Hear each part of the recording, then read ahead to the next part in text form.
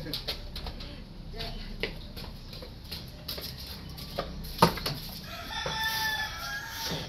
guys, good morning.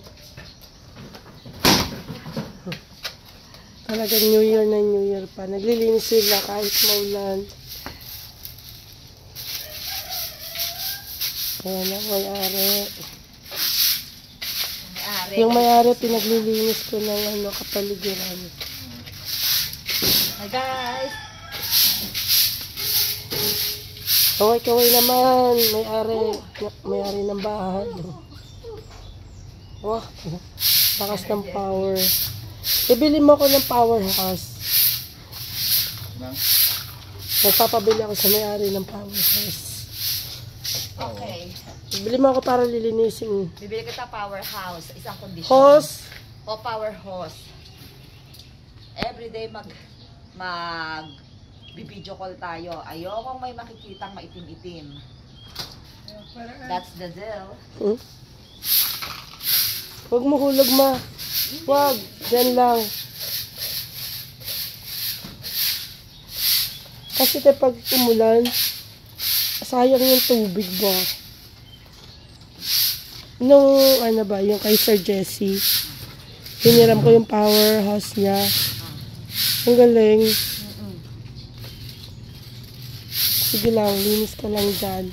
Wow, ako madam. Tapos bukas, tsaka ka na mag-light. Oo. Light mo na pabulo. Guys, ang tag-aga ko nagising kanina. Nag-lemon water, nagpe-picture, and then nagwawalis now. Then later, mag-buy pa. Inutusan ako ni Amo, mag-buy ng pang-hus-hus ba, ganyan. Hindi ka tulong. Ikaw man ang amo. Oo. Ganun na talaga, Day. Baliktad na ang mundo. Si Amo nang inuutusan. Ako ang lenis. Siyempre ba, guys? Sa hirap sorry, nag-ubo ko kaya ako ganito. I protect my family.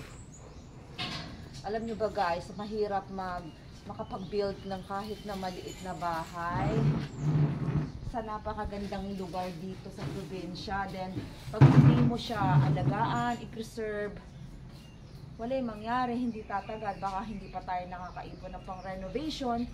Mag-renovate na ba tayo? Ang sakit sa bulsa, masakit sa ulo, masakit sa katawan. Ay, lalo na sa edad ko, syempre naman. Kaya pag nakakakita ako ng mga ano-ano, ay talagang nagpudot ti ulok mi. Nag-init-init ang ulo ko talaga. Kailangan. Day, meron ka diba? Kaya linis ako. Mag-init ang ulo ko sa kanila. Pero alam naman nila pagka umiinit ang ulo ko, guys, na ko lang yung pagmamahal ko sa bahay namin, sa kanila, na para hindi dumating yung time na masira yung bahay namin. Para bang tumagal man lang yung bahay namin. Oh. Ang ganda naman, guys, kasi ay nako, ganda guys, ganda, yan, dito from here, yan, dyan naglabas yung tubig from rain, dito nagda-drop dito, tapos sa bawat mga meron kami mga balde para eto yung panlilinis namin. Yan, tingnan mo. Ang aking pinakamamahal na pamangkin. Kakapit pa. Ito si Mayordoma. Mayordoma. Yan. Nag-lemon na kayo. Yes, Day. Mag-ano ka doon? Mag-lemon water ka. O diba, maglinis-linis kami. Dito pa. Ito.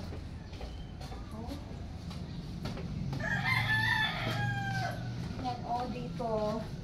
Dito ko kinuha yung water, pang linis-linis ng ganyan. Ito na sabon na to, guys. Yung sabon na yan. Tapos, gitaob ko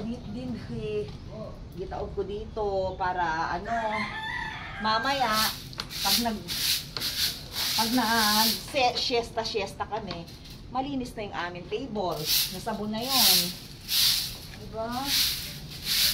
Ano lang, linis-linis.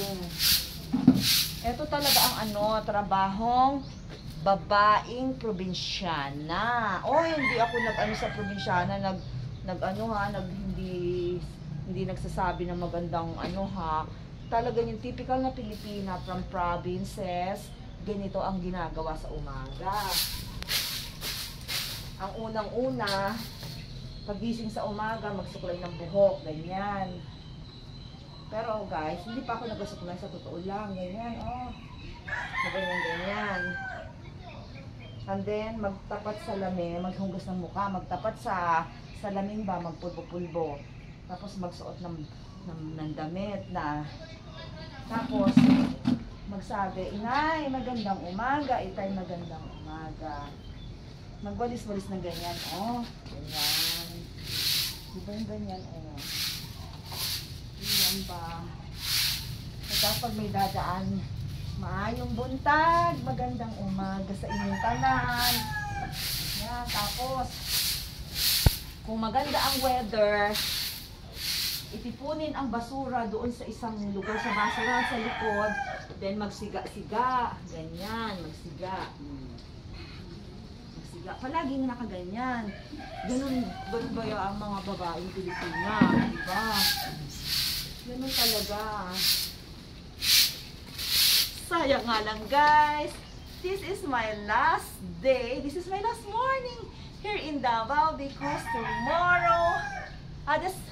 tomorrow early in the morning, tomorrow dawn, mag-flight na ako papuntang Luzon, then from here, airport to airport ako, then in the afternoon, mag-flight naman ako pabalik ng Taiwan. So, maayong buntag Davao, daghang salamat Davao, and welcome Taiwan, my second home with my family.